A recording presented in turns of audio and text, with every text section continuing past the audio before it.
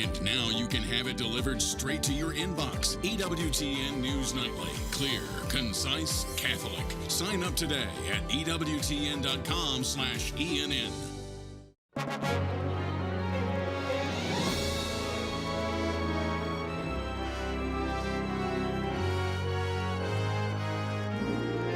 EWTN. Live truth. Live Catholic.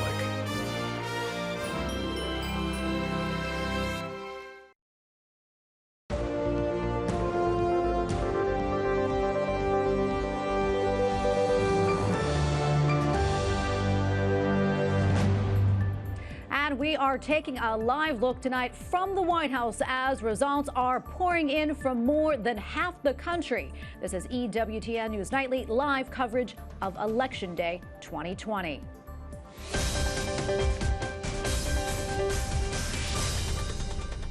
Good evening. Thanks for joining us tonight on this special live edition of EWTN News Nightly. I'm Tracy Sable, and I am joined right now from the election desk by Capitol Hill correspondent Eric Rosales. Eric, we are keeping a close watch on the race for the White House and also on Senate races across the country. We certainly are, Tracy. It's a very busy night as battleground states are still too close to call. Let's take a look right now at the very latest results from the Associated Press. Now, this is a look at the electoral map. Democrat Joe Biden currently has a 135 electoral college votes, while President Trump has 108. And we have team election coverage tonight. Eric Rosales, of course, is watching the balance of power in the Senate.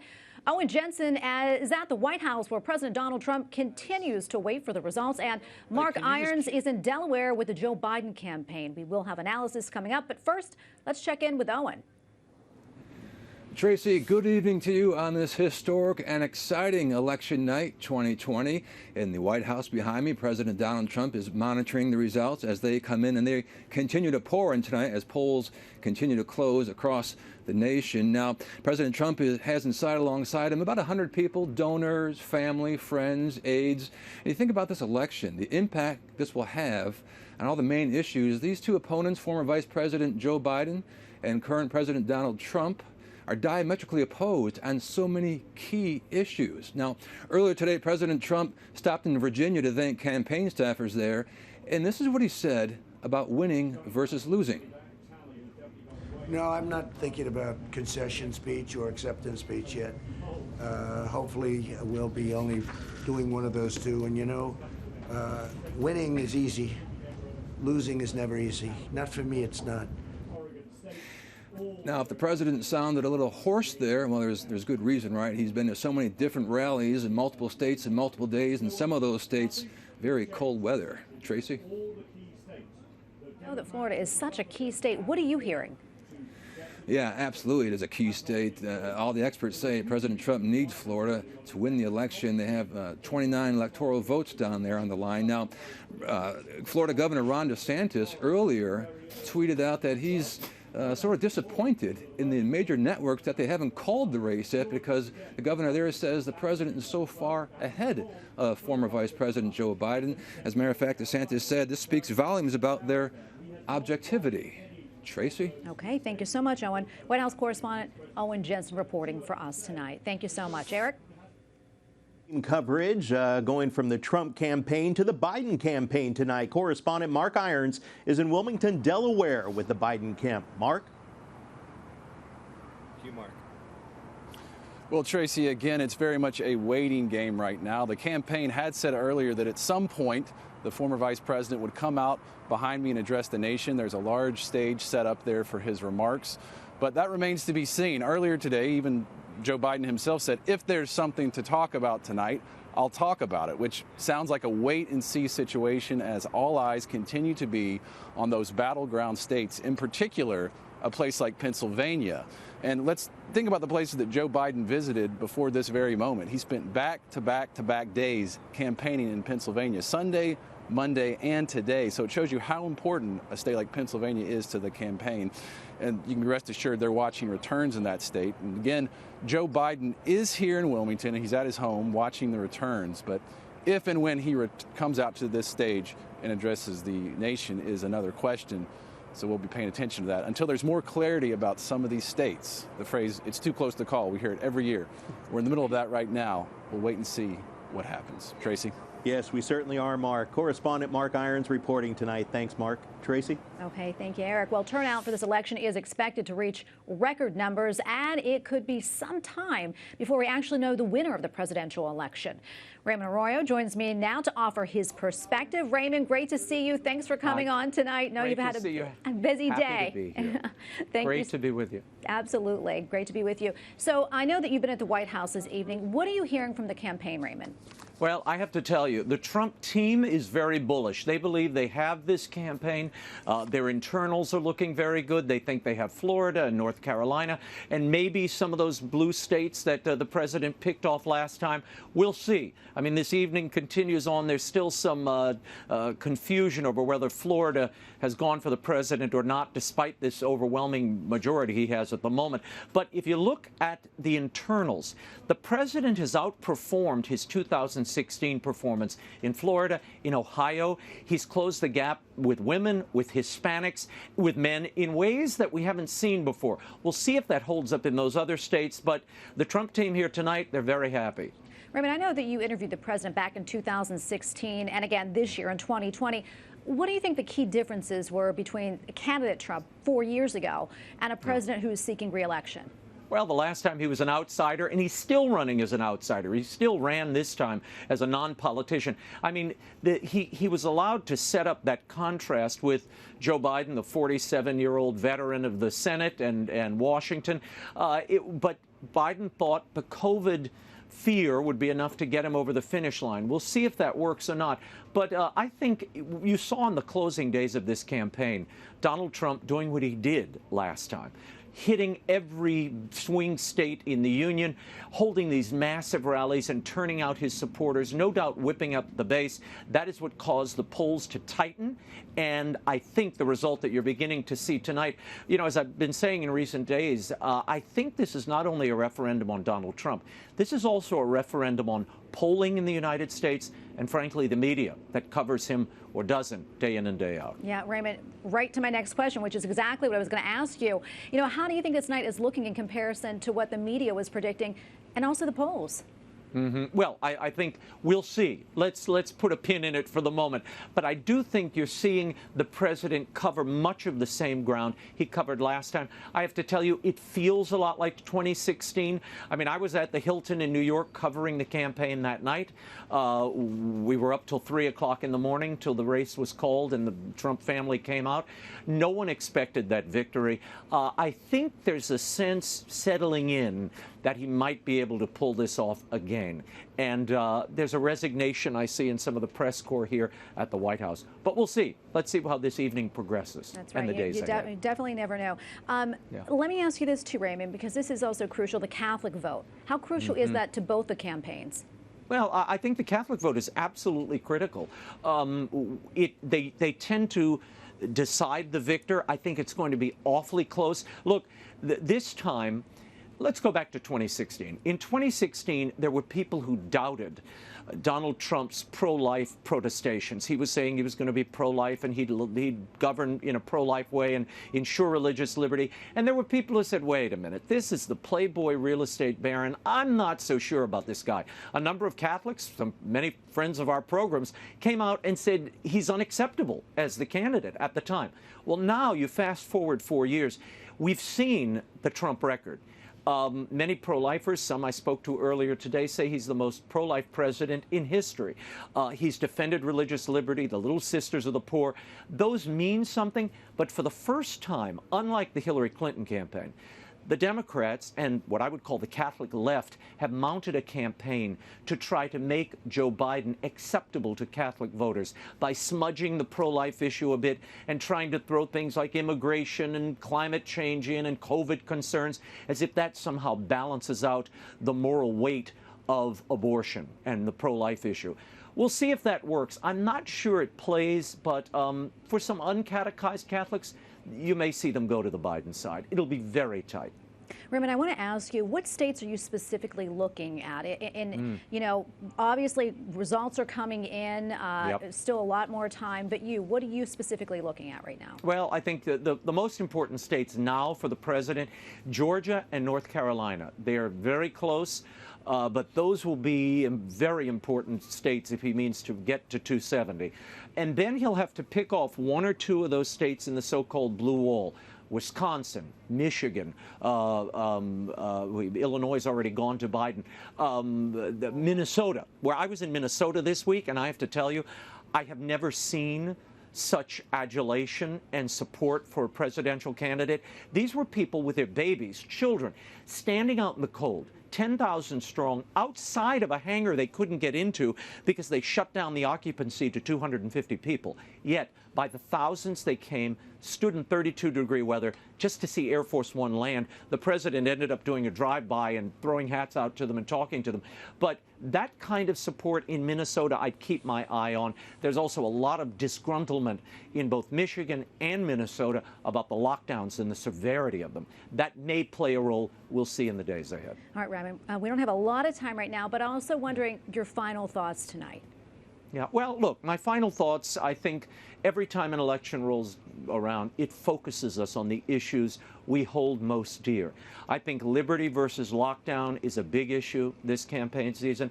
I also think the Biden campaign outspent the Trump campaign at the end of this season 2-1. It was a huge outspend. They blitzed the airwaves, including Catholic airwaves, with pro-Biden commercials. They were slickly edited. They were targeted to show, look, he's got the rosary in his hand, he's a Catholic, despite the fact that the policies don't cohere with the faith professed. We'll see if that works. This is going to be also a referendum on whether a slick campaign and ads rather than a candidate actually going out to the people has an effect. We'll see if that holds up. But the way it's looking now, if I had to guess, and you cornered me, I would say Donald Trump will probably pull this out, maybe by a slightly larger electoral margin than he pulled down last time. Okay. But we'll see. Okay. The night is young. Absolutely, Raymond. It sure is. Okay. We'll leave it right there. Thank you so much for your time tonight. We appreciate it. Thanks for having me. And there is more than the presidential election tonight. We know that there are also several crucial races in the U.S. Senate. Democrats currently are projected to win 44 seats in the Senate, with Republicans expected to claim 43. 51 spots are needed for a majority. All right, Eric, let's talk about some of the big states we're watching right now as the results come in for the Senate. What races are you watching? Well, watching quite a bit of them. The numbers are changing by the minute. The Associated Press is already calling Alabama's Senate race now for Republican challenger Tommy Tuberville. The former Auburn football coach, now Senator-elect Tommy Tuberville, is endorsed, as we all know, by the Susan B. Anthony list, the pro-life group, and well, his opponent, Democratic incumbent Doug Jones, had supported the federally funded abortions. And as we take a look at the numbers, 60-something% is what Tommy Tuberville actually took home.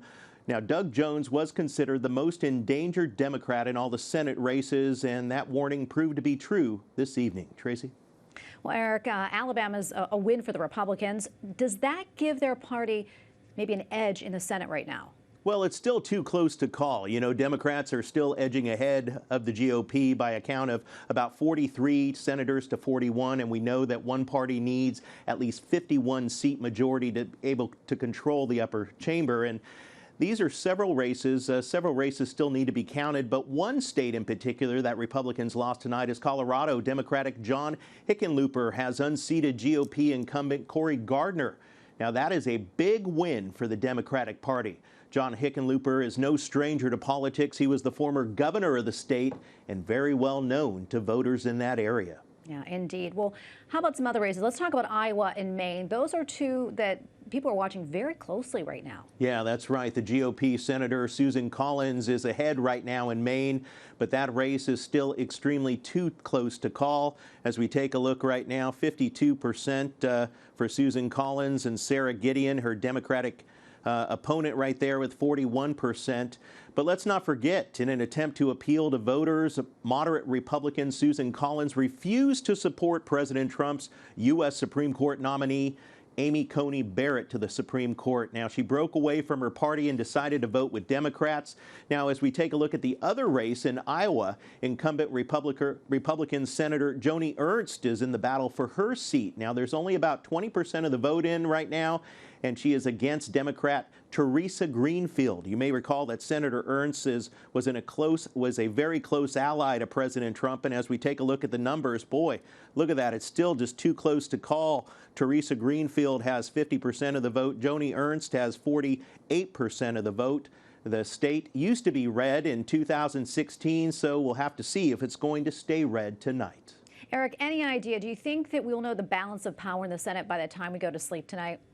Well, I tell you what, not likely. Unfortunately, it could take weeks before all the votes are counted and the Senate majority is clear. Whether that gives control to the Democrats or the power stays in the hands of Republicans, as Mark mentioned earlier in his report, we just have to wait and see. Again, it could take several weeks. And we shall see. Thank you so much, Eric. We appreciate it.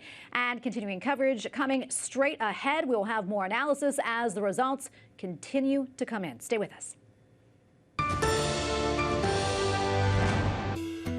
See who's coming to the Pinto House on At Home with Jim and Joy. Next time, author Philip Campbell reveals how the Catholic Church shaped history and civilization as we know it. At Home with Jim and Joy, here on the Global Catholic Network, EWTN. Discover outstanding holy reminders anytime. Go to EWTNRC.com to watch the latest episode of EWTN Religious Catalog right on the homepage. Learn about the newest sacramentals, books, and gifts for any season from the EWTN family you know and love. Buy Catholic. Shop the EWTN Religious Catalog on EWTNRC.com.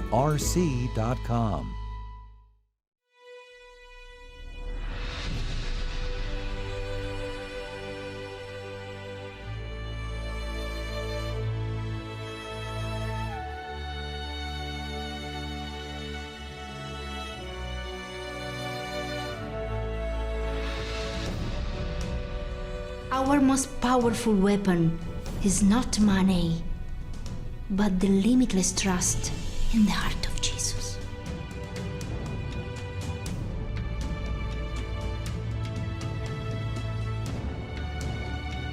The Lord hasn't called us to this mission to leave us in the shadow of someone else's failure.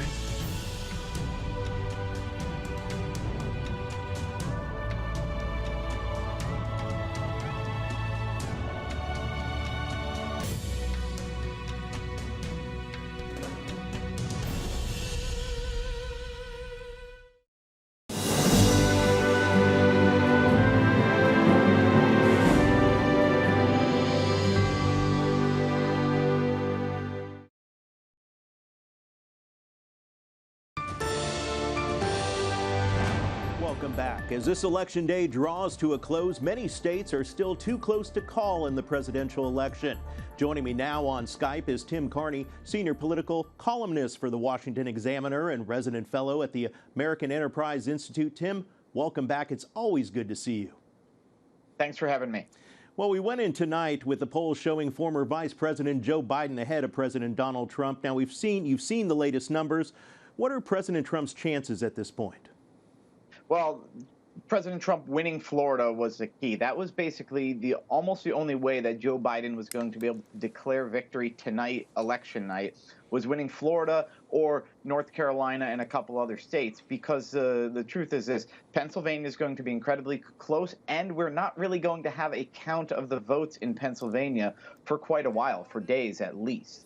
Arizona is the other state to watch. A Biden win in Arizona combined with a couple other upsets like Iowa could give it to him. But right now, if you came into tonight thinking Biden was a shoo-in, these early results, North Carolina and Florida going or leaning towards Trump, has got to upend that. This is a 50-50 race. Exactly. Results are still coming in. Now, what are some of the trends that you're seeing so far this evening? So the most interesting thing is that Donald Trump, who did decently well for a Republican among Hispanic voters 4 years ago, getting 35%, exit polls suggest he got about 40% of the Hispanic vote. Now, exit polls can be wrong and we'll get better numbers in a few weeks. But these numbers suggest that the Republican Party really is becoming a working class party, not just a working class white party. The Democrat strongholds seem to be in upper middle class, wealthy suburbs. What you would have thought of as Mitt Romney country is now Joe Biden country. Right. We're taking a look at some of the numbers, and even women. Joe Biden did very well with women, did he not? Yes, and that's where Biden and the Democrats have their strength in, again, these upper middle class, lots of college degrees, largely white suburbs. The country club is now a Democratic stronghold, especially among women in that demographic. What about the African American vote out there, Tim? So Trump is doing slightly better according to exit polls. Again, we'll find better numbers in a few weeks, but Trump is doing slightly better than he did last time, which was about an average Republican performance. And so both of these things, the Hispanic and African American, showing an improvement how Trump's doing. I think we're going to see when we break this down that class is the biggest predictor. People with working class jobs, people who didn't get a college degree, they are increasingly becoming Republicans regardless of their race, while it's the more educated becoming Democrats. Exactly. I would have to say that those are the people that are probably looking at their 401ks right now and looking at the stock market and saying, okay, things are not that bad, correct? Yeah, and so that's the other thing is that that Trump had a very strong economy, and that was especially good for Hispanic, Black, and lower skilled workers. That the economy was pretty good for everybody before COVID, which threw everything in the air. But there were more gains among the working class and specifically among minorities. And that could be what's showing up in these polls, making this much closer than a lot of us experts thought it was going to be if you asked us a week ago. You know, Raymond kind of brought this up a little bit, talking about the polls and talking about the media. Do you think that this kind of shed some light on this of maybe the polls are not all that they are turned out to be, you know, that they are not correct? Yeah, Biden was leading, not by a lot, but he was leading in the Florida polls, and he's lost Florida. The polls in North Carolina looked more favorable to Biden than the early results are looking right now. It is too early, but certainly I think it's safe to guess that the final results will be better for Trump than the polls were. Why? This is a big question because the pollsters told us they fixed the mistakes they made in 2016. So it could just simply be that Trump voters did not want to talk to pollsters. And that's not really a problem that pollsters know how to fix. We want to get to your book, Alienated America. You look deep into the factors that went into President Trump's campaign win in 2016. What's your take on his connection with voters now as an incumbent? Well, he really has connected even stronger with what was his core constituency, which I identified as sort of working class white vote, often that lived in places where the communities were falling apart. Those were the people who never voted before. They came out of the woodwork. They voted for Trump. That, combined with the standard Republican vote, is what gave him the victory in 2016. I think what we're seeing here, and the Pennsylvania results could prove or disprove, we're seeing that working class Republican alienated vote that feels detached from the elites of both parties and very detached from the national media, that they have found their champion in Trump. Even if Trump loses, he has steered the party more towards that working class voter in middle America. Tim, love your insight. Tim Carney, senior political columnist for the Washington Examiner and resident fellow of the American Enterprise Institute. Thank you so much. Tracy, back to you. Thank you. Okay, thank you, Eric. And for the pro-life movement, much is at stake at this election at both the national and, of course, at the state level. Joining me now is Catherine Hadro, host of EWTN Pro-Life Weekly. Good to see you again, Catherine. Great to be back. Yeah. So let's start with an update on the ballot initiatives that you're focusing on. That is what you've been watching. Absolutely. Well, great news, Tracy. We can now report that Louisiana has passed the Pro-Life Amendment 1, which establishes there is no constitutional right to an abortion. Louisiana is a leader in the pro-life movement, typically a pro-life state with lots of pro-life Democrats. Look at those numbers. Wow. Amendment 1 has been declared the winner, 64% in favor, and that's with 91% of precincts reporting. So great news when it comes to Louisiana. On the other hand, over in Colorado, there's Proposition 115, which would ban late-term abortions at 22 weeks, which is when we know that babies can feel pain. Let's take a look at those numbers right now. So right there for Colorado, it's not looking so good for the pro-life Proposition 115. Right now, 59% saying no. So I'm right before I hopped on here, a lot of people are saying that's about to be declared. We'll wait and see that. So not so good in Colorado, but that's what we expected. It's so unfortunate because in Colorado, it's one of the 7 states that has no restrictions on abortion, Tracy. It really is so sad to see, but really nice to hear about Louisiana. Yes, great news. Really great news right there. All right, another thing we're watching closely tonight is control of the Senate. Let's talk about that from a pro-life perspective. Yes, I have my eye on all the Senate races. All of them are really key for the pro-life issue. You spoke about some of them with Eric, but let's revisit some of them. Speaking of Colorado, as we were just talking about, that's where we saw our first Senate flip. Cory Gardner has lost to John Hickenlooper. John Hickenlooper has officially been declared the winner of the Senate in Colorado. And Hickenlooper has a lot of name recognition in the state because he was the former governor. He was one of the Democratic presidential candidates early on in 2020. So Hickenlooper has officially won in Colorado. But now going over to Iowa. This is one of the most highly competitive Senate races, and it's one I'm definitely watching, one that I encourage everyone to keep a close eye on because it has to do with Senator Joni Ernst. She is a leading female pro-life voice in the Senate. She's on the Senate Judiciary Committee, which advanced Amy Coney Barrett. Let's take a look at those numbers and the latest numbers that we have there in Iowa. All right, so right now, again, it looks like Ernst is not, it's very close. Looks about, they're both 48%. Okay, 73% of precincts reporting. This is so close, and this is what it's been looking like. This has been one of the most highly competitive Senate races. Senator Ernst is such a leading female pro-life voice. It would be a loss for the pro-life movement if she were not to win. And finally, over in Montana, I'm looking at that one with Steve Daines because he is the first and founding chair of the Senate Pro-Life Caucus. He's the one that brought the Pro-Life Caucus into the Senate. Let's take a look at the latest numbers over at Montana.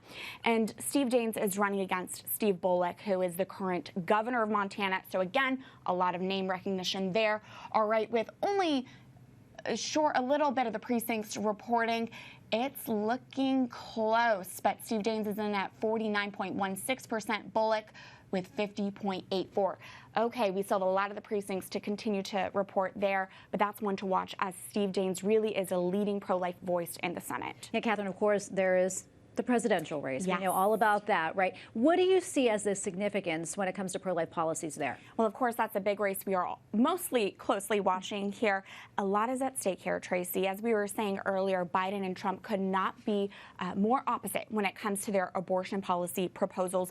Biden has said if he's elected tonight, he'd repeal the Hyde Amendment, he'd codify Roe v. Wade into law, and he would re-implement the Affordable Care Act's contraceptive mandate. Trump, on the other hand, says if he is reelected, he would fully defund Planned Parenthood, appoint judges who uphold the constitutional right to life, and sign pro-life bills into law. And it's looking like a close one, isn't it? Absolutely. Catherine, thank you so much for coming on. We always appreciate your insight.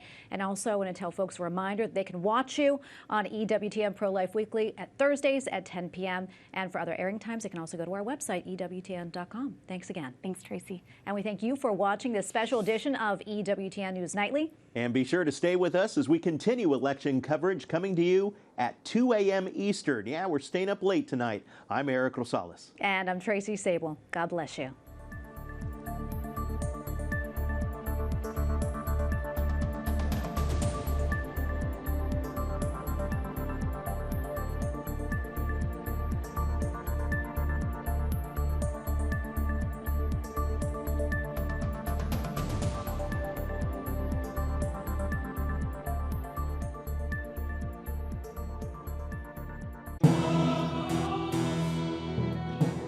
King Henry VIII believed he needed to have complete control over the Church in England. Therefore, he would crush ruthlessly any dissent from his authority, especially religious. However, the Catholic Church has always asserted her independence from political control. The English Reformation has nothing to do initially with theology. it only has to do with Henry's need to have a son. He very strongly opposed virtually everything that Luther said, but particularly on the questions of authority. There's no groundswell in England asking for a break from the Catholic Church. It is important that Christians of the 21st century understand the Protestant Reformation, because we cannot understand the modern world without understanding the Reformation.